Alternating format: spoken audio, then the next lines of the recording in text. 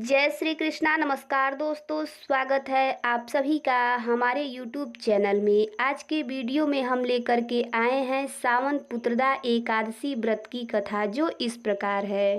द्वापर युग में एक बार महाराज युधिष्ठिर ने श्री कृष्ण से पूछा, केशव कृपा करके बताइए कि श्रावण एकादशी का क्या नाम है, उसकी क्या विधि है और उस दिन किस देवता की पूजा होती है। तब भगवान श्री कृष्ण बोले, हे धर्मराज, आपका प्रश्न बहुत उत्तम है। श्रावण एकादशी का नाम पुत्रदा एकादशी है। यह सभी पापों को हरने वाली है। इसमें समस्त मनोकामनाएं तथा सिद्धियों के दाता नारायण भगवान की पूजा होती है। इस समस्त संसार में पुत्रदा एकादशी के समान दूसरा कोई व्रत नहीं है। पुत्रदा का अर्थ है पुत्र देने वाली, अर्थात यह व्रत निसंतान लोगों को संतान प्रदान करने वाला है। हे राजन, मैं आपको पुत्रदा एकादशी के महत्व से जुड़ी एक कथा सुनाता हूँ, ध्यान पूर्वक सुने। एक समय भद्रावती नामक नगरी में सुकेतुमान नामक राजा राज्य करता था। उसकी पत्नी का नाम सव्या था।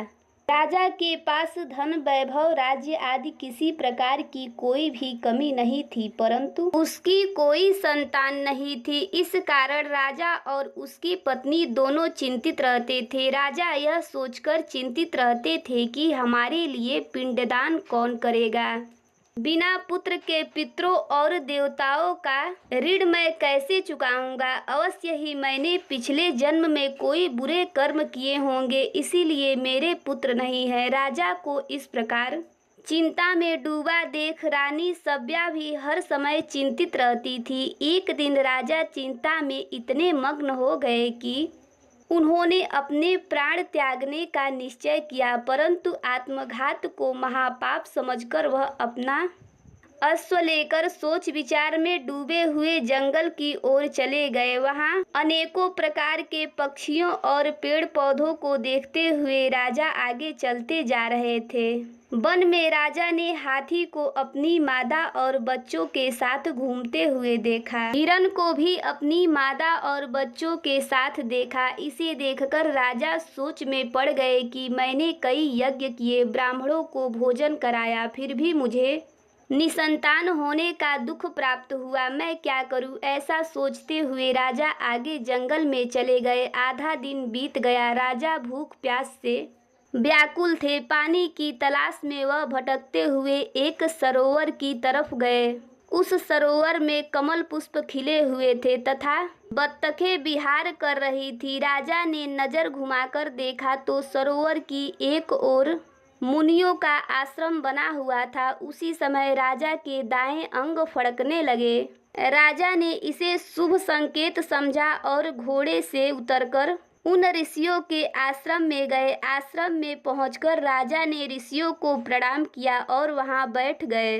राजा को देख मुनियों ने पूछा, हे राजन, आपकी इच्छा है। राजा ने पूछा, महाराज, आप कौन हैं और यहाँ किस लिए आए हैं, कृपा कर मुझे बताइए। तब यह ऋषि बोले, राजन, आज से 5 दिन बाद संतान देने वाली पुत्रदा एकादशी है। हम विश्वदेव हैं और इस सरोवर में स्नान करने के लिए आए हैं। यह सुनकर राजा बोला, हे महाराज, मेरे कोई संतान नहीं है।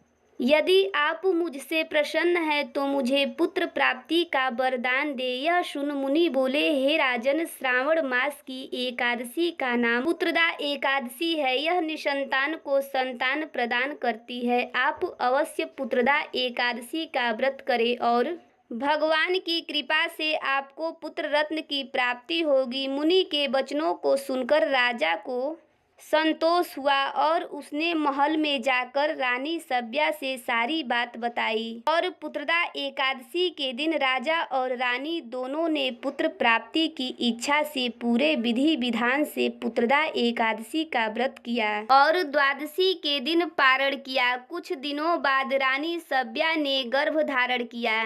9 महीने पश्चात उनके यहाँ एक अति तेजस्वी पुत्र हुआ। वह राजकुमार अत्यंत सुंदर, यशस्वी और प्रजा का पालन करने वाला राजा बना। श्री कृष्ण भगवान बोले, हे कुंती नंदन, पुत्र प्राप्ति के लिए पुत्रदा एकादशी का व्रत सर्वोत्तम है। जो मनुष्य पुत्रदा एकादशी के महत्व को पढ़ते या सुनते हैं, वह सांसारिक सुखों को भोगकर अंत में स्वर्ग लोक को प्राप्त करते हैं। पुत्रदा एकादशी का व्रत करने वाले व्यक्ति को सुबह जल्दी उठकर स्नान आदि से निवृत्त होकर संतान प्राप्ति के लिए पति पत्नी दोनों को स्नान के पश्चात पूरे विधि विधान से श्री हरि नारायण की पूजा करनी चाहिए। इसके साथ पुत्रदा एकादशी की कथा सुननी चाहिए और आरती करनी चाहिए। हे भगवान नारायण, इस कथा को कहते सुनते और हुकार भरते सब पर कृपा करिए, सबकी मनोकामनाओं को पूर्ण करिए। जय श्री हरि नारायण। ये कहानी आपको कैसी लगी कमेंट करके ज़रूर बताइएगा। चैनल पर पहली बार आए हैं तो चैनल को सब्सक्राइब करिएगा, बेल आइकन को प्रेस करिएगा ताकि आने वाली न्यू वीडियो की नोटिफिकेशन आप सभी को मिलती रहे। वीडियो अच्छा लगे तो वीडियो को लाइक और ज़्यादा से ज़्यादा शेयर करिएगा। जय श्री कृष्णा।